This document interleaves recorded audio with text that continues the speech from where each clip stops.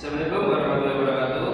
Perkenalkan, kami dari kelompok 4 ingin mempresentasikan pertanyaan-pertanyaan yang juga dapat dari presentasi nanti. Perkenalkan, nama saya Muhammad Sundani. Saya Regina Siti Kulatwai. Saya Zara Ramadini. Saya Nafisa Sekambagia. Saya Utia Bali.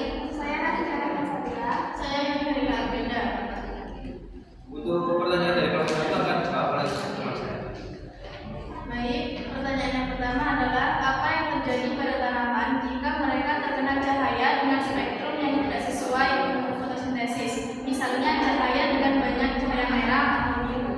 Jawabannya, tanaman yang terkena cahaya spektrum yang tidak sesuai itu ada beberapa hal yang terjadi. Yang pertama, kinerja fotosintesis yang tidak optimal. Yang kedua, gangguan pertumbuhan.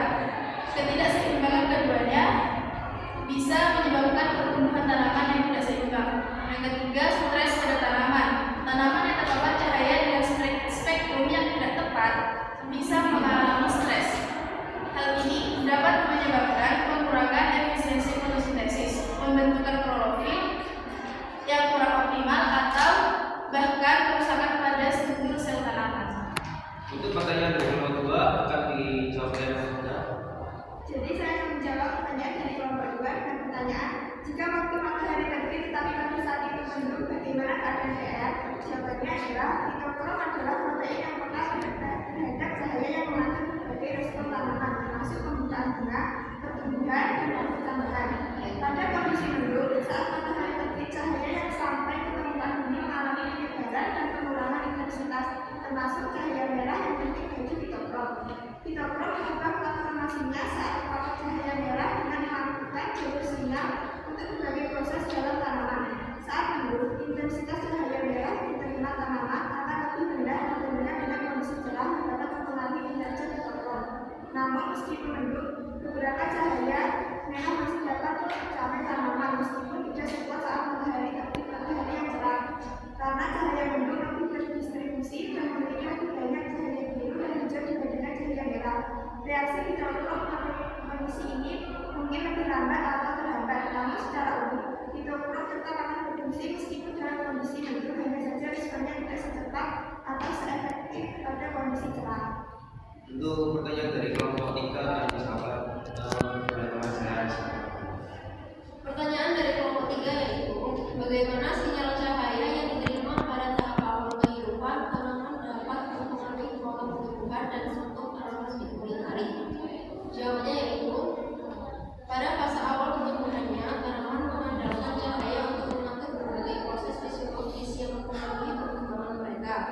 Beberapa cara sinyal cahaya mengaruhi tanaman meliputi: yang pertama, pengaturan pembukaan dan penutupan stomata; yang kedua, penentuan arah pertumbuhan; yang ketiga, pengaturan pembentukan akar dan daun; yang keempat, regulasi hormon tanaman seperti auksin dan gibralin; yang kelima, fotoperiodisme.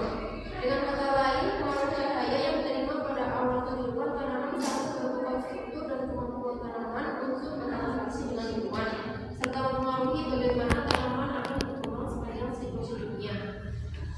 Untuk berikutnya, untuk pertanyaan dari kelompok 5 akan dijawab oleh Nafisa. Soalnya yaitu bagaimana pola perkembangan suatu tanaman dipengaruhi oleh faktor iklim, termasuk intensitas cahaya matahari. Jawabannya yaitu iklim merupakan faktor lingkungan yang sangat mempengaruhi pertumbuhan dan perkembangan tanaman. Unsur-unsur iklim seperti suhu, curah hujan, kelembapan, angin, dan intensitas cahaya matahari berperan penting dalam mengatur berbagai proses fisiologi tanaman. Intensitas cahaya matahari adalah penggerak utama pertumbuhan. Kemudian, cahaya matahari merupakan sumber energi utama bagi tanaman. Proses fotosintesis di mana tanaman mengubah cahaya matahari, air, dan karbon dioksida menjadi glukosa dan oksigen hanya dapat terjadi dengan adanya cahaya. Kemudian, pola perkembangan tanaman yang dipengaruhi oleh cahaya yaitu fotoperiodisme, etiolasi, adaptasi terhadap intensitas cahaya. Untuk pertanyaan dari kelompok 6 akan dijawab oleh teman saya dari sama Regina. Pertanyaannya yaitu bagaimana penyesuaian tanaman terhadap perubahan intensitas cahaya. Jadi tanaman memiliki kemampuan luar biasa untuk beradaptasi dengan lingkungannya, termasuk perubahan intensitas cahaya. Adaptasi ini sangat penting karena cahaya merupakan